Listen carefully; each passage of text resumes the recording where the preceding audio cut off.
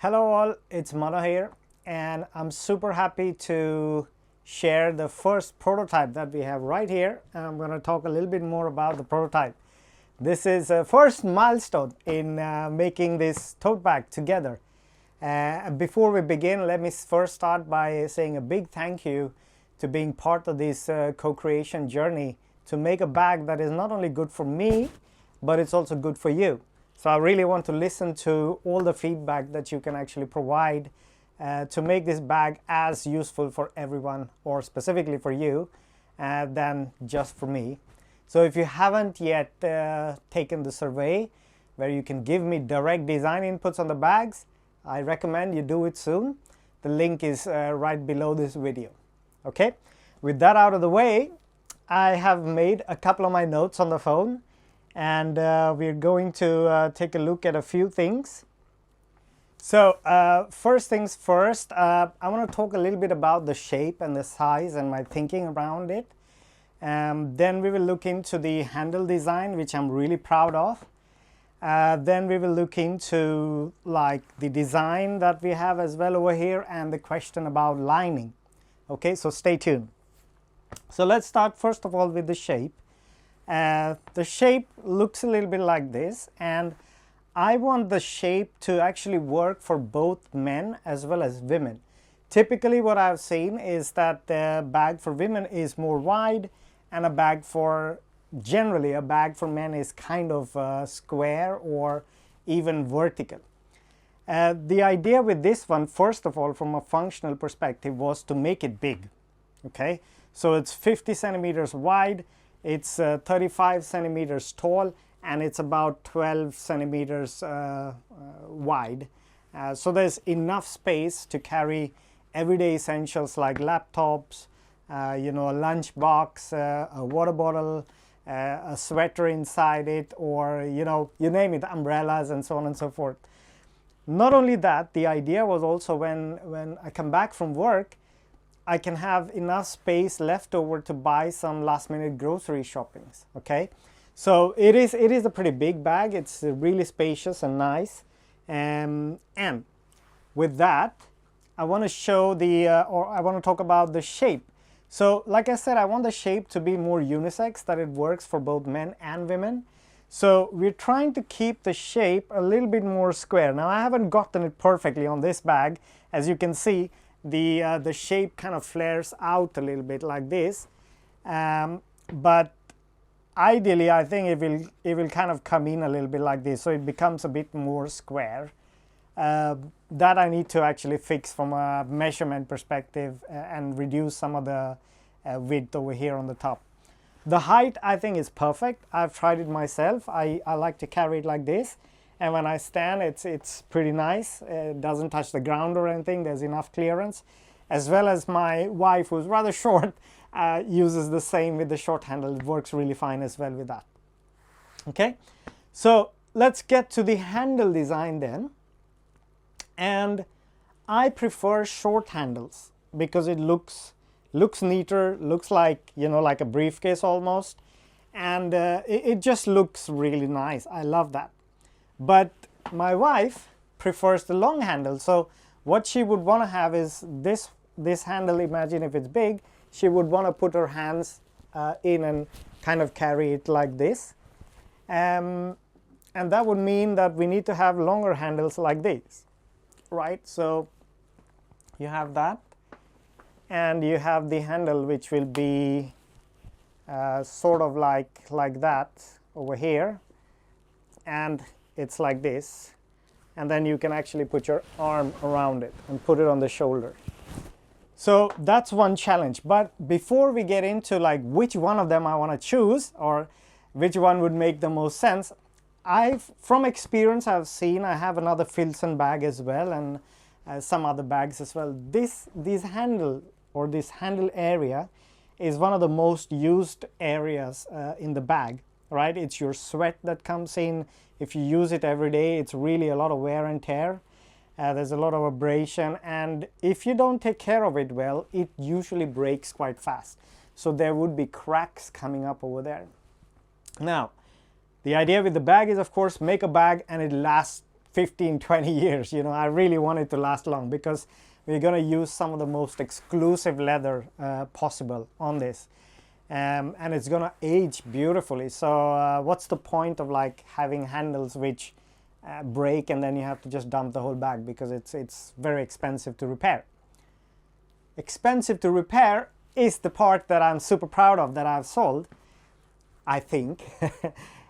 You see these brass Chicago screws over here. The design is there's a holder over here, and then there is a Chicago screw right here. So this handle is completely removable. So if the handle gets bad, it starts to crack or break or something, it's just unscrew these two screws from the inside and you can take it off. And that actually solves the other problem with the short handle or long handle.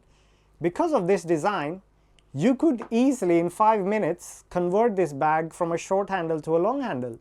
And I think that makes a lot of sense as well. So it becomes really practical for both users.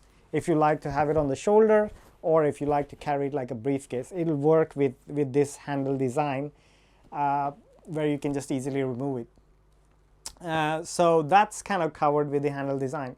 However, another problem that I found out when I've used this for a while now is it looks nice when I'm holding it and walking and things like that. But as soon as I want to open the bag and take things off or put things in, it becomes really fiddly with both short handles.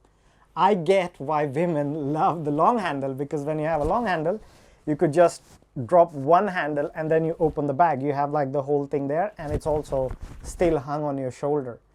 So that one we need to still solve. My idea with that is that I'll keep the short handle and the long handle, of course, if you want to have it. But for the ones who want to keep the short handle and have hands-free practicality, we're going to have some kind of a rivet solution over here. So you can actually hook a shoulder strap all the way like this on this side. So it's going to sit more like this, like a messenger bag. And then you have a strap going up your shoulder and coming up there. So then you have it there. You can just open the zip, open it up, pick out your things or put it in. And then you have that gone, right? So that's something that I will have to relook at it from a construction perspective, how to add some kind of a clip solution where you can clip a shoulder strap on there. The other thing is, if the bag is big, it's going to be heavy. So I think a shoulder strap with some padding on the shoulder is going to make a lot of sense, because it's going to make the bag just that much more comfortable to use. So I think that is something to look at from a design perspective. I need to figure out how to do it. If you have any good bags or good designs that you really like, send it to me. Just reply to this email and just send a picture or something like that. Okay? Now, the next part that I have is, it's the lining. So the question is, do we have lining in the bag? Do we have no lining in the bag? And here's my take on it. Stay with me, okay? I'm going to use one of the most premium leathers in the world. It's going to be full grain vegetable tan leather from Tanquegarvari, a Swedish tannery that still makes vegetable tan leather. They make some of the most exclusive leathers used by some of the most exclusive brands today that makes bags, okay, like really uber exclusive brands. And when you're using that high quality leather, I feel it's really strange from a design perspective if you have like a lot of stitches and many pieces and things like that. I like this clean design where it's one piece of leather, there is full focus on the leather, there's no unnecessary stitchings, there's no unnecessary logos, labels. It's just too busy. That's not the Scandinavian design style that I'm going for. I want this bag to be minimalist and timeless. Even 15 years from now, it should be a very timeless looking bag. It should be like just fine. It should be like a great looking bag even 15 years down the line. So I looked into some of the designs. You know, you have these straps over here that some other bags have and stuff. And I realized the reason why they have that is because they make one piece, a second piece, and a third piece. So they have small pieces of leather that they stitch together behind that strap. That gives them a higher yield, so they can make the bags cheaper. but we're not going for cheaper. We are going for the best of the best design with the best leather, right? So the only stitching that we actually have from a design perspective is this stitch on the side, this stitch in the bottom, and then there is one stitch over here which helps me make two pieces, because then I can really choose the best parts of the hide. Otherwise, to take one full hide is not going to give me the best part. So in order to pick the two best parts, I have to split it over here. So that keeps the design looking very clean. It's one piece, there's one piece over here, and it looks like it's just one entire piece, is just a single piece, but it's two pieces over here. The design also stitches everything from the inside, not from the outside. So there's no visible stitch over here, which means there's nothing that's gonna break from abrasion. You know, if you like put the bag down and if you scrub it and stuff, it's not gonna break the stitches. So that's gonna make it last long. But the same principle that I have on the outside of focusing on the beauty of the leather and a nice patina and stuff and not hiding anything, it's the same principle that goes inside the bag as well. There is absolutely nothing for me to hide inside. There's no 5 pieces that are being stitched together and from the inside looks ugly. It actually looks super pretty with a very clean design on the inside as well. There's no busy stuff inside. So the question is, why do I need a lining? It's for organizing. Well, organizing we're going to solve in a while. But for now, from the inside, I'm not hiding anything, and the lining basically is hiding stuff in most bags. The other thing with lining is it breaks after a while, right? You put your laptop many times, it starts to tear, and it's just a mess to repair a bag like that, because then you would have to unstitch the whole bag to repair it. So to me, it's not repairable, and that's why you see a lot of people throw away their bags when the linings get bad. I hear the question you're thinking, well, if you don't have a lining, what happens if the leather gets bad inside? Well, to be honest, leather is a very resilient material. You can turn the bag inside out very quickly, super easy, and you can more often than not just brush the leather and it's going to be perfectly fine. You don't need to do a lot of maintenance or washing or anything like that on the inside. Just brush the bag and it's going to be perfectly fine. So that's the idea that I have when it comes to lining, and that's my point of view with the lining. So we're not going to have lining as far as I can tell as of now, unless when we do the organization stuff inside, and I don't see a way to have a good organizing solution inside without a lining. But my view is I want to show the leather both on the outside and on the inside as well. So no lining is my opinion. When it comes to the hardware that I've used so far on this one is YKK zippers, and they seem to work really nice and smooth. It's like really easy and super smooth to move. Brass Chicago screws, so again it's rust proof and it's going to last really nice, and in fact it's going to pick up some nice patina. And thinking about the shoulder strap, which will be over here, probably have also brass hardware and brass, the clips that we have on the end. So it's going to match super nicely and look really well. I think that's all that I had to share today. Let me know what you think about the prototype so far.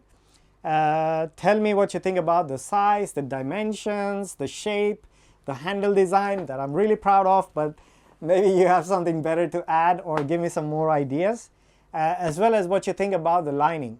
Okay, let me know. If you haven't taken the survey, please do.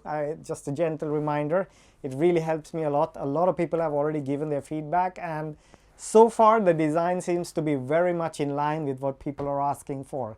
So that's really nice to hear. All right.